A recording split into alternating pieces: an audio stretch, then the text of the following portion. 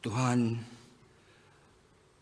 kami menaikkan syukur dan terima kasih selalu di dalam hidup kami ini. Di tengah kesibukan-kesibukan kami masing-masing, kami boleh secara khusus menyediakan waktu, pikiran dan hati kami untuk Tuhan. Yang kami tidak melihat dengan mata jasmani kami, tetapi yang kami imani Engkau ada, Tuhan.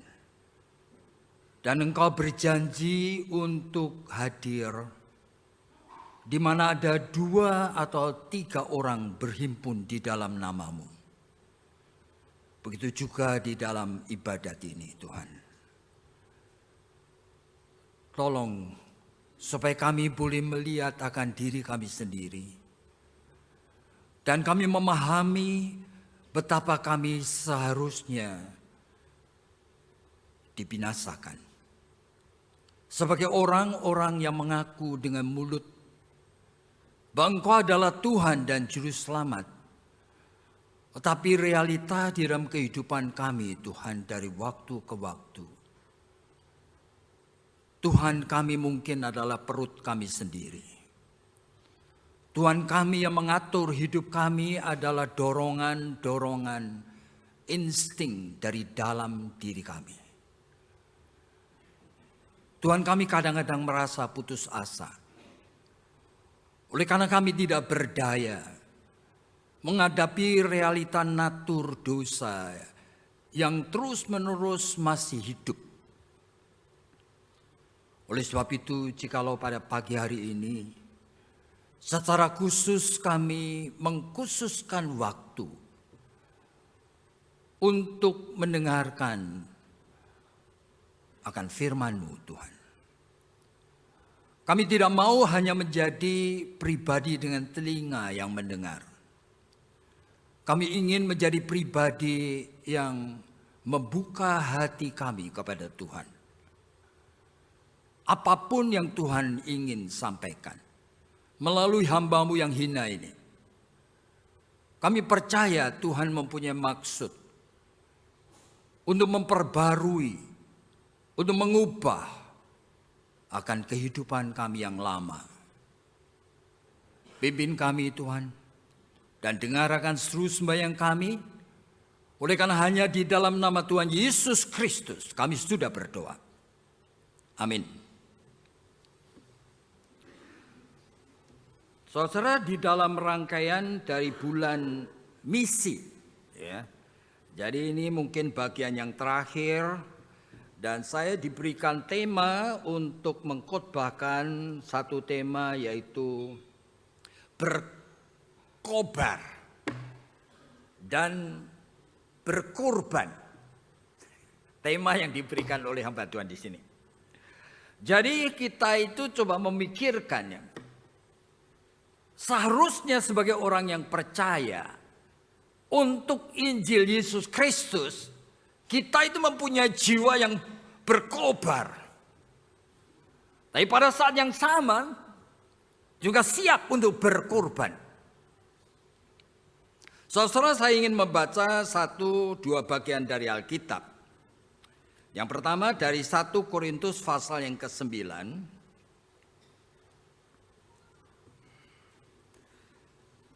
Saya hanya membaca beberapa ayatnya saja. Jika demikian, ayatnya ke-18. Apakah upahku? Upahku ialah ini. Aku boleh memberitakan Injil tanpa upah. Sesungguhnya meskipun aku bebas terhadap semua orang, aku menjadikan diriku hamba dari semua orang. Kemudian ayatnya yang ke-27. Namun aku melatih tubuhku dan menguasainya supaya sesudah memberitakan Injil kepada orang lain, jangan aku sendiri yang ditolak. Itu kata-kata Paulus. Tapi ada lagi satu bagian dari kitab Roma yang saya ingin baca, saudara. Roma pasalnya yang ke-7. Mulai ayatnya yang ke-7. Jika demikian, apa yang hendak kita katakan? Apakah hukum Taurat itu dosa? Sekali-kali tidak. Sebaliknya justru melalui hukum Taurat aku telah mengenal dosa. Karena aku juga tidak tahu apa itu keinginan kalau hukum Taurat tidak mengatakan jangan mengingini. Namun dengan perintah itu, dosa mendapat kesempatan untuk membangkitkan di dalam diriku rupa-rupa keinginan. Tanpa hukum Taurat, dosa itu mati.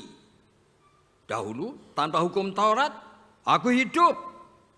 Namun sesudah datang perintah itu, dosa mulai hidup. Sebaliknya aku mati. Perintah yang seharusnya membawa kepada hidup, ternyata bagiku justru membawa kepada kematian. Sebab dengan perintah itu, dosa mendapat kesempatan untuk menipu aku. Dengan perintah itu, ia membunuh aku. Sangat sulit ya, Alkitab ini yang ditulis oleh Rasul Paulus. Jadi kita coba memikirkan di dalam bulan keluarga ini, seharusnya kita itu berkobar untuk Injil. Tapi kita juga siap untuk berkorban untuk Injil. Waduh. Saudara, Alkitab ngomong apa ya mengenai ini? Wah, saudara, hampir semua hamba-hamba Tuhan yang terpilih itu selalu mendemonstrasikan dua hal ini. Yaitu berkobar-kobar untuk Injil. Dan rela berkorban untuk Injil. Saudara, Musa di dalam perjanjian lama, pada saat umat Israel itu berdosa, menyembah anak lembu emas itu berhala. Tuhan ingin membinasakan semuanya.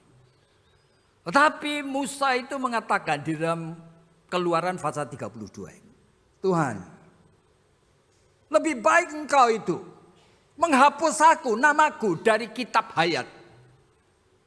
Dengan kata lain, cemplungkan aku aja ke neraka sudah, jikalau engkau itu akan membuang umatmu. Jadi ini pengorbanan, saudara. Luar biasa ya. Saudara melihat orang seperti Daniel, Sadra, Mesa, Abednego. Waduh. Itu kehidupannya real sekali ya untuk iman kepada Allah yang hidup. Rela menghadapi akan segala konsekuensi. Ya, kamu tidak mau menyembah aku? Ini bukan Nisar mengatakan, ya sudah cemplungkan aja ke gua singa. Engkau tidak mau menyembah aku? Cemplungkan aja ke api yang menyala-nyala itu. Supaya orang itu tahu bahwa aku berkuasa. Jadi mereka ready. Sadra, Mesah, Abednego mengatakan, aku tidak akan menyembah engkau. Patung itu. Kalaupun Allah yang kusembah tidak menolong aku tidak mungkin menyembah patung. Jadi itu adalah rela berkorban untuk hati dan seluruh hidup yang memang sudah diberikan kepada Tuhan. Saudara, di dalam Ibrani pasal yang ke-11, semua deretan orang-orang percaya, semuanya mati syahid. Tidak ada yang tidak. Semuanya. Nah, sekarang ini pertanyaannya. Apa yang saudara pikirkan pada saat memikirkan mengenai, ayo kita kobarkan semangat menginjili. Siap untuk mati. Saya jujur, saudara kemudian melihat, loh ternyata spirit yang seperti ini semua agama punya, saudara. Agama Buddha, agama Islam, ada orang-orang rela mati untuk apa yang mereka yakini. Bahkan spirit ini menjadi suatu moto, seolah-olah secara universal, menjadi rule of the game in life. Dalam semua organisasi. Bahkan kalau saudara tahu akan pemerintahan kita, tahu akan partai-partai politik, itu mengkader orang itu sepertinya isinya sama, saudara. Supaya kamu itu setia pada partai.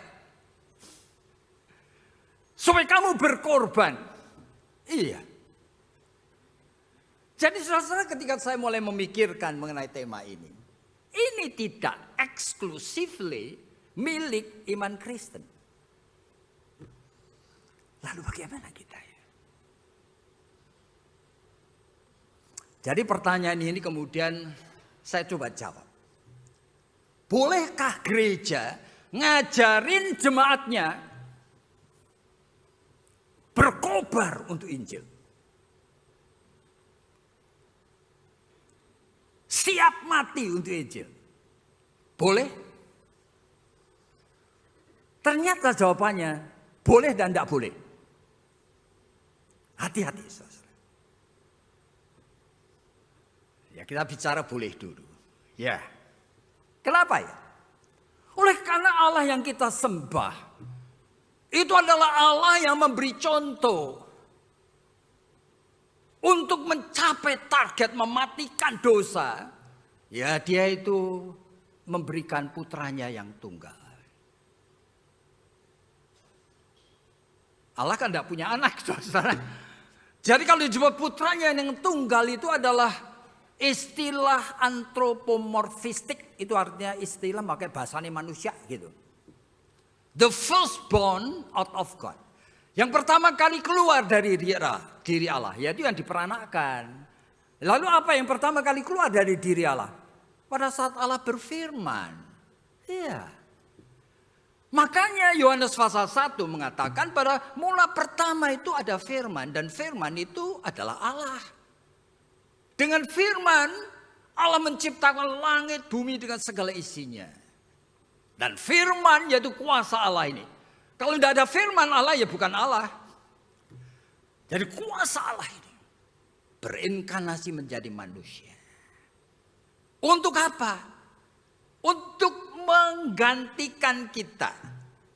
Menerima hukuman kebinasaan yang kekal. Begitu. Oleh karena manusia yang berdosa, manusia yang perlu dibinasakan. Jadi Allah kita kayak gitu, saudara. Sudah gitu kalau sudah mau perhatikan.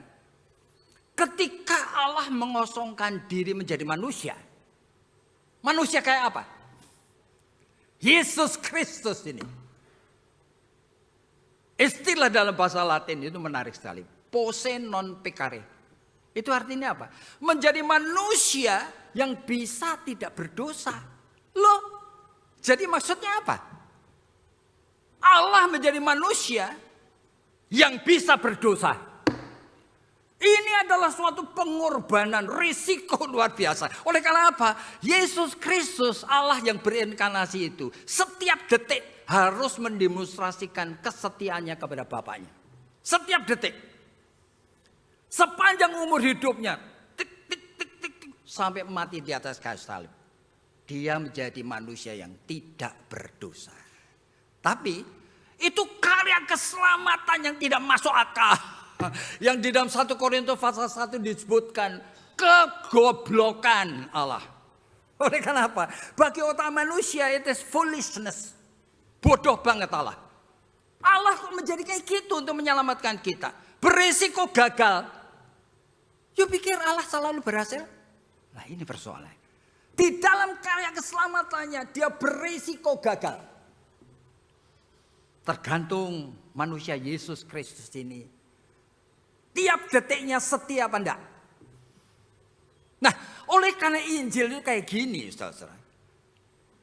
Orang yang betul-betul mengenal dia, mengenal Tuhan, waduh mau mati 100 kali pun oke. Oleh karena dia adalah Allah yang kusembah. Yang sedang membentuk kita semua menjadi serupa dengan gambarnya.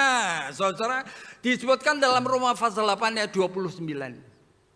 Kita sedang dibentuk serupa sama dia. Nah, jadi kalau saudara masuk dalam proses sedang dibentuk serupa dengan dia, artinya apa? Ya saudara harus siap juga untuk mematikan dosa saudara dan saya siap disengsarakan dan mati. Ya? Nah, ini menjadi masalah, saudara. Oleh karena kita percaya, kepercayaan itu apa sih? Itu menjadi masalah. Tetapi kalau kita melihat dalam Alkitab, Rasul Paulus itu di dalam Kisah Rasul-Rasul pasal 9. Ketika dipanggil oleh Tuhan, Tuhan ngomong apa sama Rasul Paulus? Supaya orang ini tahu betapa sengsaranya dia nanti menjadi hambaku. Sejak awal. Dan dia memasuki proses itu. Dia mau. Bahkan di dalam Filipi pasal 3 saya sampai mengatakan, yang kuinginkan, yang paling kuinginkan adalah mati seperti Tuhanku. Supaya aku juga bisa dibangkitkan seperti Tuhanku. Jadi ini idealnya orang yang mengenal Tuhan, yang setia, ya kayak gini. Semua hamba-hamba Tuhan seperti itu. Begitu berharganya Injil. Sampai Dietrich Bonhoeffer itu pendeta dari Jerman yang mati digantung sama Hitler itu. Dia selalu mengingatkan jemaatnya. Injil Yesus Kristus is costly. It is not cheap grace. Itu bukan anugerah murahan. You berani bayar harga? It is costly. Dan saudara saya kemudian lihat missionary. Loh, ada orang yang sampai kayak gitu ya. Melayani Tuhan sampai. Tapi pertanyaan saya, betul? Tidak betul? Loh, kenapa pertanyaan begitu? Tidak selalu betul misionari, saudara. Pendiri dari World Vision International. Siapa itu? Pendeta Bob Pierce. Bob Pierce itu pendeta diurapi oleh Tuhan, luar biasa. Nah, dia pada saat mengabarkan Injil di Korea, di China, di Kunming di China itu. Ribuan orang bertobat. Dia yang mendirikan World Vision International. Dari mulutnya itu ada moto kata-kata yang selalu dikutip hamba Tuhan. Lord, let me break my heart for the things that break your heart. Biarlah aku ini mengalami kehancuran hati. Oleh karena sebab yang engkau sendiri hancur hatinya. Luar biasa bagusnya. Tapi pada suatu hari saya membaca tulisan anaknya. Jadi dia punya beberapa anak yang tertua itu depresif. Yang kedua itu namanya Merrily. Merrily Dunker, menikah sama Dunker. Dia menulis buku Days of Glory and Season of Night. Bukunya tipis saudara. Ketika saya membaca tulisan anaknya Bob Pierce, kaget saya. Dia cerita papanya itu aneh sekali saudara. Oleh karena apa? Papanya lagi mau pergi, masa saat itu masih di Korea atau di Thailand. Anak yang besar itu depresi, saudara. Dia call papanya, Dad, please come home. Papa, ayo pulang cepat. I just cannot stand it anymore. Aku tidak bisa tahan lagi. Mendengarkan ratapan loh, tangisan loh. Dia marah. Kamu selalu bother your dad. Tuhan mengutus saya besok ke China. Tutup. Ya tahu anak ini. 2 hari kemudian bunuh diri. Bapaknya yang tidak peduli. Apa pulang? Dia dikasih tahu. Tidak pulang. Dia masih 3 minggu di China mengabarkan Injil. Yang mengatakan aku harus memberikan seluruh hidupku untuk Tuhan. Benar? Ketika dia pulang, dia kemudian ngambil pakaiannya, 3 koper, masukkan taksi. Tidak mau tidur di rumah. Dia menyewa apartemen. Kemana-mana kalau khotbah dia ngomong. Penghambat satu-satunya dalam pekabaran Injil adalah keluargaku. Padahal Meryl itu ngomong, aku dari kecil lihat, Mami setiap kali papa itu sedang mengabarkan Injil, berlutut berdoa. Kenapa my dad itu menjadi seperti ini? Gila untuk Injil. Bayangin saudara. Tidak mau ketemu. Pada saat ada reunion itu untuk rekonsiliasi. Mau datang dengan satu syarat. Asal mamamu tidak muncul, tidak datang. Ada enggak pendeta kayak gitu? Nah, ketika ini betul-betul terjadi saudara. Ketika mereka makan, kemudian mamanya muncul. Langsung makanan belum dimakan, ditutup, dia keluar dari dia. Sampai mati tidak pernah mau nyapa istrinya. Baru 4 hari sebelum meninggal karena leukemia. Dia mau menyambut istrinya lagi. 4 hari sebelum mati. Boleh seorang itu mengorbankan diri, mengorbankan keluarga untuk Injil? Siapa yang ngajarin? Ayat dalam Alkitab ada. Oh, ada bagaimana? Ayat Alkitab ngomong apa? Matius pasal 18. Tuhan Yesus loh yang ngomong dari mulutnya. Jikalau kamu meninggalkan ayahmu, ibumu, saudara-saudaramu untuk aku, kamu akan mendapatkan 100 kali lipat ganda hadiah di surga. Yang ngomong siapa? Tuhan Yesus. Paulus percaya omongan itu boleh ditafsirkan secara harafiah. Kalau kamu tidak bisa meninggalkan keluarga, jangan ikut aku. Allah yang macam apa itu? Ada? Hati-hati saudara. Membaca Alkitab itu harus membaca dalam satu keutuhan. Makanya Paulus mengatakan 1 Timotius pasal 3. Ngomong apa Paulus? Jikalau kamu tidak bisa menjadi ayah yang baik bagi atau suami yang baik bagi istrimu, tidak boleh melayani. Paulus itu tajam sekali menangkap. Tidak semua kata-kata Yesus dia tangkap, dia telan. Tidak. Sehingga dalam 1 Korintus pasal 7, Rasul Paulus ngomong kalimat seperti ini. Aku mau kamu semua seperti aku. Kalau belum sempat kawin, jangan kawin. Oleh karena apa? Begitu kamu menikah, kamu punya istri, punya anak-anak, kamu tidak bisa full hearted. Untuk apa? Untuk aku. Bayangkan. Tapi lebih baik jangan menikah. Iya. Tapi begitu you menikah, you harus tahu. Jikalau tidak bisa menjadi ayah yang baik, suami yang baik, tidak boleh melayani Tuhan. Itu kata-kata Paulus.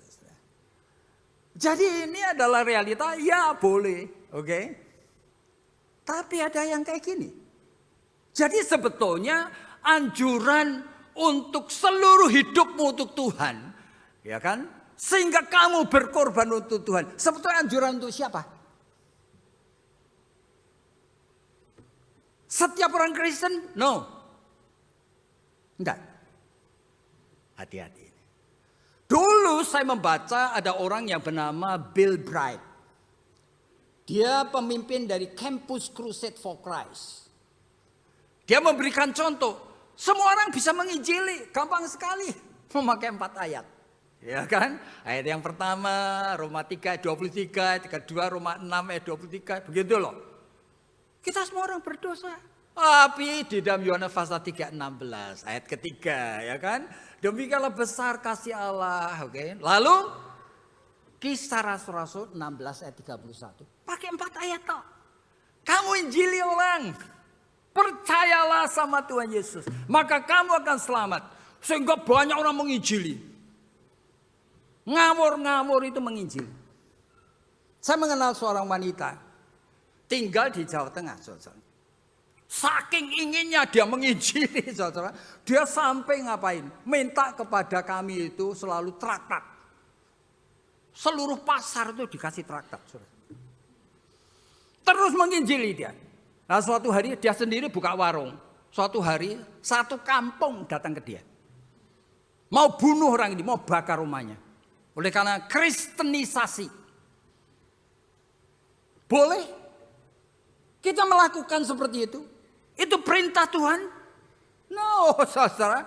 Daniel tidak pernah memaksa orang menjadi orang percaya. Dari hidup dia sampai mati, tidak pernah. Oleh karena dia tahu Tuhan panggilannya itu berbeda. Hati-hati di sini. Jadi kepada siapa sebetulnya? Kamu boleh berkorban untuk Injil, berkorban untuk Injil. Hanya untuk orang Kristen yang dewasa. Makanya itu James Kennedy. James Kennedy itu pendeta dari Coleridge Presbyterian Church. Dia kemudian tidak setuju dengan approach-nya dari Bill Bright. Oh kok gampang kalau semua orang boleh ngabarkan Injil, bisa ngabarkan Injil. Gimana ini dunia ini? Orang yang kehidupannya masih tidak karu-karuan, masih bergelimang jatuh bangun dalam dosa, masih tidak merasa rasa takut untuk berzina, boleh menginjili? No. Injil itu begitu sakralnya. Tidak boleh dari mulut orang yang masih berkanjang dalam dosa. Hati-hati. Makanya James Kennedy itu ngomong apa? Dia approach-nya adalah evangelism explosion. Nah, tapi dengan syarat orang yang boleh menginjili hanya orang yang sudah bertobat. Yang sudah lahir baru. Yang sudah tumbuh dalam kebenaran. Yang takut akan Allah. Yang tidak berkanjang dalam dosa. Jadi saudara kita perlu waspada. Oleh karena realita hidup ini kadang-kadang membuat kita itu salah mengerti. Tuhan mengatakan Great Commission. Beritakanlah Injil sampai ujung dunia. Lalu semua orang memberitakan. Waduh, gereja-gereja bawa rombongan ke Kalimantan, ke NTT, kemana. Semua bayar sendiri. Itu artinya kamu rela bayar harga. Padahal yang pergi itu orang-orang maunya kia-kia. Sekali-kali lihat ya Papua, sekalian mampir di Raja Ampat. Jadi motivasinya apa? Merasa berjasa, saudara. Hati-hati, saudara. Tuhan tidak menyuruh yang begini. Jadi kata, ya memang Tuhan menyuruh, beritakanlah Injil. Oh, tapi di dalam hidup ini ternyata seperti saya pernah katakan berulang kali di tempat ini. Ya, James Fowler itu menemukan bahwa tidak setiap orang itu imannya levelnya siap untuk memberitakan Injil. Orang yang levelnya undifferentiated faith, mana siap? Oleh karena orang itu cuma datang gereja, nggak ngerti tujuannya apa, nggak tertarik untuk khotbah, ya kan? Pada saat khotbah lihat HP terus, ya sudah, bisa boleh mengabarkan Injil. Dia sendiri nggak ngerti yang dia butuhkan. Tapi kalau diajak-ajak mau pergi enggak, belum pernah ke Papua, ayo kita pergi ke Papua, seneng dia. Saudara gimana kita? Ya, level di atasnya itu intuitive projective faith. Itu hanya punya kesenangan tapi tidak ada hubungannya dengan firman. Di gereja seneng ini, seneng itu karena teman-teman konco baik itu ada di gereja. Seneng ke gereja, ya habis kebaktian kita itu cari makanan, cuimi apa di sana. Wah, seneng kita, ya kan? Kalau hari-hari lain tidak bisa, ya sudah. Jadi tujuannya gereja saja sudah keliru. Orang kayak gini, saudara. Dan ada level yang lebih baik lagi, ya, mythical literal, yaitu orang yang sebetulnya sudah tahu. Sebetulnya kenapa saya jadi Kristen? Ya saya butuh Tuhan. Nah, butuh Tuhan kenapa? Ya kalau aku sakit aku doa sama siapa? Nah, kalau aku dagangannya kurang laku, aku minta supaya jadi laris, minta sama siapa? Loh, jadi persis seperti orang superstitious dari orang agama lain itu loh. Iya. Lalu gimana? Nah, orang mythical literal itu kadang-kadang ajaib. Disebut mythical oleh karena apa? Waduh, mamaku kena cancer. Oh, bukan cuma doa sekarang. Dan puasa. Berminggu-minggu puasa, tapi pikirannya cuma satu. Supaya Tuhan kasihan. Dan mamaku kemudian disembuhkan. Pikiran cuma itu. Saya mau tanya dia. You pernah baca Alkitab? You mencari Tuhan? You ingin kenal dengan Tuhan yang ajaib gitu? Tuhan kita ini ajaib sekali. Saudara pernah membayangkan Tuhan kita itu kok Bapa, Putra, Roh. Gimana sih? Pernah saudara pikirkan? Saudara mau kenal Tuhan yang kayak gini? Yesus mengatakan mau kenal aku. Masuklah dalam kamarmu. Kunci kamarmu. Berlutut di sana. I want to talk with you. Aku mau bicara sama kamu. You lakukan. Kita orang Kristen tidak diajarkan untuk cari kesengsaraan, saudara. Yang sederhana sekali. Tuhan Yesus ingin ngomong-ngomong sama kamu. Masuk dalam kamar sendiri. HP semuanya ditaruh alam. You mau ngomong-ngomong sama Tuhan? Yang itu aja ndak mau nginjili. Bayangin. Jadi ini yang terjadi dalam semua gereja. Nah, kita perlu waspada dengan sungguh. Ya, sekarang kata tadi, boleh enggak kita berkobar-kobar untuk Injil? Boleh, harus, ya kan? Berkorban untuk Injil, boleh enggak? Iya. Oleh karena Tuhan sudah memberikan segala-galanya untuk kita. Tapi siapa kita? Nah, sehingga kalimat itu bisa dijawab, no, enggak boleh. Oleh karena apa? Oleh karena realitanya kita seperti ini, saudara. Jika tidak kita siap. Dan saudara, kita lihat dalam Alkitab. Sebenarnya gereja-gereja dalam Alkitab ini sekarang di mana? Tidak ada. Berarti apa? Saya baru pergi ke Turki. 7 gereja itu. Termasuk gereja Efesus. Tidak ada bekasnya. Yang lain tinggal ada pilar-pilarnya. Semua dibuang sama Tuhan. Dan 7 gereja itu semuanya adalah gereja yang kalau kita sebut. Bandingkan dengan gereja kita. Semuanya adalah gereja yang ideal. Yang aku ingin gerejaku seperti itu. Aku ingin gerejaku menjadi seperti itu. Semuanya. Efesus. Yang memuji itu bukan manusia. Tuhan, aku memuji engkau. Sebagai gereja engkau tidak pernah kenal lelah. Luar biasa. Engkau menginjili. Sehingga dari 1 gereja jadi 7. Berarti ini apa? Menginjili, saudara. Sampai buka cabang-cabang. Yesus mengatakan, aku memuji kamu. Karena kamu itu tidak pernah kenal lelah. Melatih jemaatmu untuk mengenal kebenaran. Discipleship. Buktinya apa? Sehingga ada seorang pendeta yang namanya Nikolaus, dia khotbah. Langsung jemaat itu tahu ajarannya tidak benar ini. Kenapa? Sudah discipleship. Jadi anggota jemaat ini sudah diajar, dilatih, diperlengkapi. Mana ada gereja kayak gitu? Yesus bahkan mengatakan, aku memuji engkau. Di antara kamu itu ada yang rela mati untuk nama Yesus Kristus. Ada di antara kita yang seperti itu. Tapi Yesus mengatakan, tapi kamu tidak mencintai saya. Kamu sudah kehilangan kasih yang semula. Aku akan membuang kamu dari mukaku. Ini gereja, mari bandingkan dengan gereja kita. Gereja yang seperti itu. Tuhan akhirnya buang. Saya baru ke UK, saudara. Gereja-gereja gede. Westminster Abbey. Hanya untuk tempat turis. St. Paul Church. Saya masuk, gereja bagus sekali. Kebaktiannya itu mungkin tidak ada 1/20-nya. Pada kumpul di depannya. Yang lain itu turis semua cuma moto-motoin. 500 gereja lebih sudah dijual. Yang dulu mirip saudara-saudara dan saya. Berjuang mati-matian supaya apa? Gereja ini besar jumlahnya. Gereja ini punya cabang.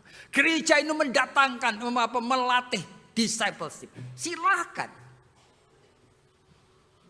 Intinya adalah, do you know and love Jesus Christ? You tidak mengenal Yesus. Tidak mencintai Tuhan.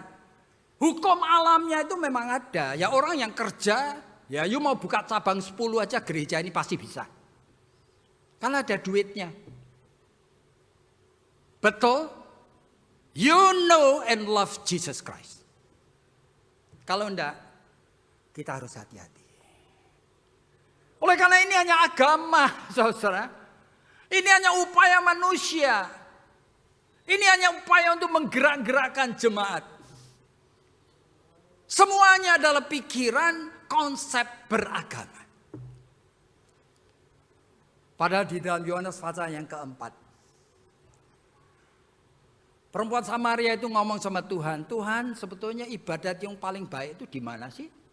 Apa perlu saya pergi ke Yerusalem? Gitu ya. Ada bait Allah yang megah itu.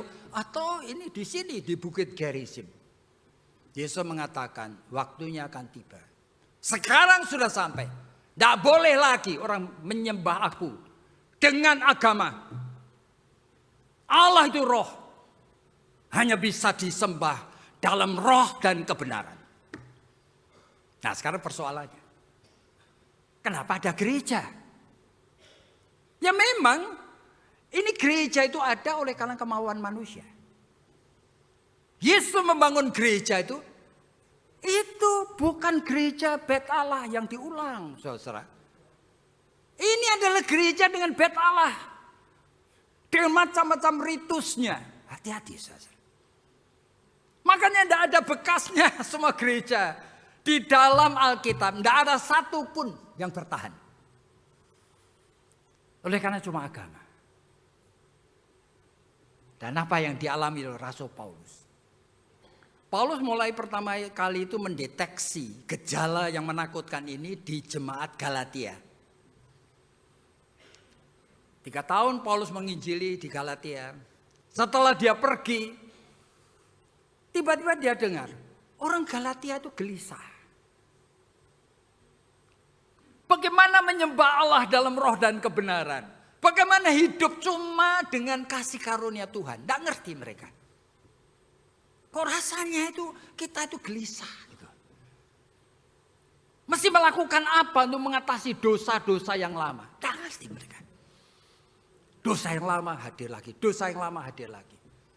Lah datang lalu orang-orang Yahudi Kristen yang sinkretistis dan mereka tuh ngajarin, kamu jangan sampai lupa. Oleh karena apa Tuhan Yesus sendiri mengatakan, Matius pasal 5, 6, mengatakan pasal 23, tidak boleh ada bagian Taurat perjanjian lama itu yang hilang. Meskipun sebagian besar sudah digenapi oleh Tuhan. Kamu tidak perlu lagi mengulang. Persembahan-persembahan, sembelian-sembelian kan tidak perlu lagi. Tapi bagian Alkitab itu kan kamu harus setia. Itu. Oleh karena Tuhan Yesus saja yang mengatakan titik dan koma tidak boleh hilang dari Taurat. Nah, lalu mereka mulai. Banyak di antara orang-orang ini dari Galatia ini ada orang-orang yang Gentile. Gentile itu artinya bukan Yahudi. Mulai mereka yakin, aduh aku ini tidak bisa menjadi orang Kristen yang baik. Karena apa? Aku tidak sunat. Dan aku juga tidak hati-hati memilih hari. Hari apa? Yang berlayak. Hari ini. Makanan yang benar, makanan yang haram. Lalu mulai gitu. Saudara. Padahal tujuannya baik. Langsung Paulus menulis surat Galatia. Dia mengatakan kalimat ini. Terkutuk. Tidak pernah Paulus menyebut dengan istilah itu. Anatema. Yang mengajarkan kamu mengganti Injil sejati dengan Injil yang palsu. Masa tidak boleh? Saudara mengabarkan Injil tidak boleh. Ini Taurat yang baru loh. Dari Tuhan Yesus loh. Taurat dalam lama 10 hukum sudah menjadi 613 hukum. Sebagian besar sudah terpenuhi oleh Yesus. Tapi Tuhan Yesus memberi Taurat baru. Khotbah di bukit. Kamu sudah dengar bukan? Jangan berzina. Aku berkata kepadamu. Kamu melihat perempuan bukan istrimu dan kamu suka. Kamu sudah berzina. Hati-hati dengan hatimu. Nah ini. Kamu dipukul balas dalam perjanjian lama. Sekarang aku katakan kepadamu. Orang mukul pipi kirimu, berikan pipi kananmu. Kayak gitu ya. Pergilah jadikanlah semua bangsa muridku. Taurat yang baru. Ajarkanlah kepada mereka semua yang kuajarkan kepadamu. Taurat yang baru. Salahnya apa? Tidak ngerti mereka. Dan Paulus kemudian menulis surat Galatia sampai 6 pasal. Sampai pasal yang keempat dia tetap tidak ngerti bagaimana menjelaskannya. Itu tahun 55. Dia ngomong kalimat seperti ini. Dulu kamu baik sama aku. Kamu tidak pernah jijik melayani aku. Kenapa jijik? Kemungkinan Paulus itu epilepsi. Sehingga kalau saat itu belum ada obatnya. Kalau lagi kumat menjijikkan saudara. Dan jemaat Galatia itu, waduh dia caring sekali. Ngelapin, bersihin, mandiin Paulus. Yeah. Sampai Paulus mengatakan dalam Galatia 4. Dulu kamu begitu baik sama aku. Sampai, jikalau saat itu aku meminta kamu mencungkil biji matamu. Kamu kasihkan sama aku. Itu kata-kata Galatia 4 saudara. Tetapi sekarang pada saat aku ingin kamu coba cukupilah. Belajar hidup dalam kasih karunia tok. Kamu membuat aku itu musuhmu. Aku sudah hilang akal. Aku tidak tahu lagi caranya menjelaskan kepadamu. Aku persis seperti perempuan yang mau bersalin yang tidak keluar-keluar. Itu ada dalam Galatia 4 saudara. Nah sekarang saya melihat dari 13 surat Paulus. Tahun 55 kayak gitu. Nah, tahun 56 ternyata dia menulis kepada jemaat Roma. Ternyata Paulus menemukan, hati-hati ini. Kelemahan Galatia ternyata itu hadir dalam jiwanya. Ya udah percaya ya. Jadi Paulus tadi maki-maki jemaat Galatia. Ternyata pasal di dalam tahun 56 dia menemukan kelemahan dari Galatia. Ternyata hadir dalam jiwanya. Sampai dia ngomong apa tadi? Roma pasal yang ke-7. Kenapa? Aku ingin sekali hidup dalam Taurat yang baru. Ini tidak ditulis. Tapi Taurat itu bukan Taurat lama, saudara. Taurat lama itu Paulus itu menyebut dalam Filipi pasal 3. Aku sudah memenuhinya sejak kecil, tidak ada cacatnya. Jadi Paulus tidak dealing, tidak gelisah dengan Taurat lama. Dan dia mengatakan sejak aku terima Yesus. Di dalam Roma pasal 7 ayat 9 dia mengatakan apa? Aku mengalami kebebasan once. Tapi sesaat. Cuma beberapa waktu. Iya. Dan sekarang aku menghadapi Taurat yang baru dari Yesus Kristus. Ternyata aku merasakan dosa itu justru hidup. Lalu dia bertanya, apa Taurat itu termasuk firman Tuhan? Menginjil itu dosa? Enggak. Tetapi pada saat aku ingin melaksanakan Taurat yang baru itu, aku tidak tahu kenapa dosa itu hidup. Dosa dalam bentuk yang aneh sekali. Keinginan dipuji, perasaan berhak, kesombongan rohani. Sebagai orang yang chosen by Jesus Christ. Loh, kenapa dosa? Makanya dia bergumul tadi dalam 1 Korintus pasal 9. Aku melatih tubuhku begitu rupa. Menyangkali semua hak. Bukan cuma hak untuk menikah. Hak untuk mendapatkan dukungan, hak untuk mendapatkan pujian, hak untuk merasa puas, hak untuk semuanya. Jika aku tidak mematikan hak itu, aku tidak menyembah dia dalam roh dan kebenaran. Hati-hati di sini. Jadi Paulus ini tahu sekali, tidak bisa dia. Meskipun discipleship, itu kan firman Tuhan. Itu Taurat yang baru. Kenapa tidak boleh? Harus, tapi pada saat kamu ingin melaksanakannya dengan spirit agama, nah itulah dosa itu akan hidup. Saya mengabarkan Injil, saya khotbah ini pun. Boleh khotbah? Boleh, itu perintah Tuhan. Tapi Tuhan mengingatkan saya. Kamu ingin mengkhotbahkan dan kamu ingin upahnya dipuji, dianggap kamu bisa khotbah. Matius 6 itu mengatakan, kamu persis seperti Farisi.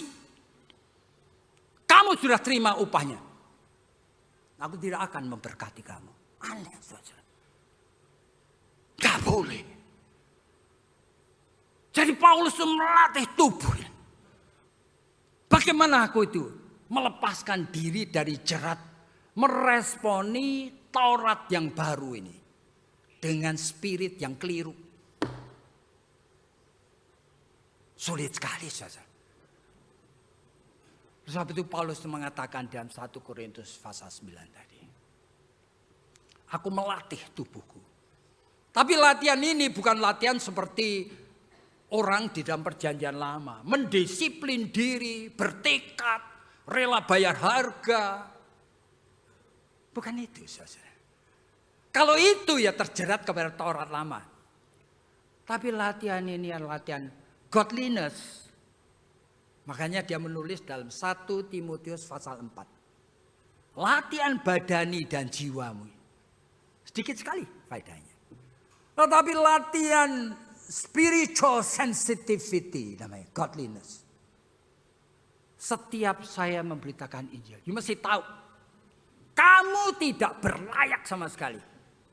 Aku cuma berbelas kasihan sama kamu. Yakub susabda, berbelas kasihan. Aku titipin sebentar. Begitu kamu menginginkan pujian, aku buang kamu.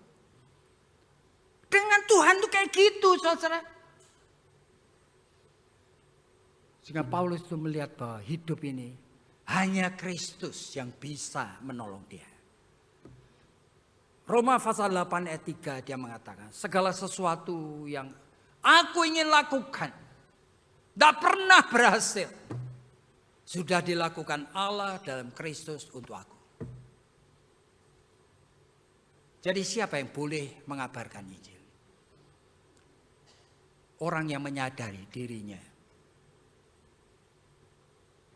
tidak berlayak. Tahu Tuhan. Bahkan motivasi sampai aku punya beban untuk memberitakan Injil pun. Itu bisa menjadi motivasi dari agama. Jadi kita itu harus memeriksa diri. Sebagai jemaat yang boleh mengerti akan apa yang Alkitab katakan. Dan kita mulai mengerti betapa suci dan mulianya Tuhan kita. Yang tidak bisa menerima persembahan-persembahan bahkan yang terbaik sekalipun. Oleh karena hanya Kristus yang memungkinkan kita bisa. Dan hanya di dalam Dia.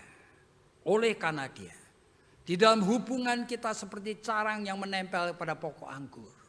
Momentum itulah saat you digerakkan Tuhan barangkali menginjili papamu yang belum percaya.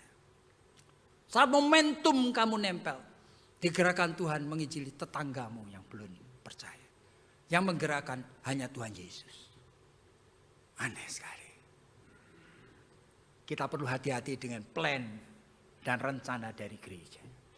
Oleh karena ini bisa menjadi rencana dari agama saja.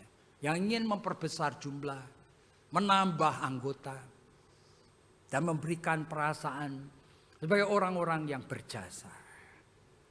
Tapi kita hari ini tahu. Apa sebetulnya dialami oleh rasul-rasul seperti Paulus. Jadi mari kita tunduk kepala. Kita hampiri hadirat Tuhan dengan kesadaran yang baru. Tuhan betapa sulitnya. Tetapi betapa mudahnya. Kami mengabarkan Injil. Oleh karena hanya pada saat kami menempel kepadamu. Kami belajar untuk mengenal dan mencintaimu. Maka engkau sendiri akan menggerakkan kami. Untuk memberitakan Injil. Tuhan kami tahu. Ini bukan agama. Kami tidak boleh membuat target-target secara manusia. Kami hanya menyerahkan diri kami untuk dipimpin oleh-Mu sendiri. Bersamalah dengan gereja ini Tuhan. Bersamalah dengan hamba-hamba Tuhan di sini. Dan jadikanlah gereja ini tempat menyembah Engkau di dalam roh dan kebenaran. Dalam nama Tuhan Yesus kami sudah berdoa. Amin.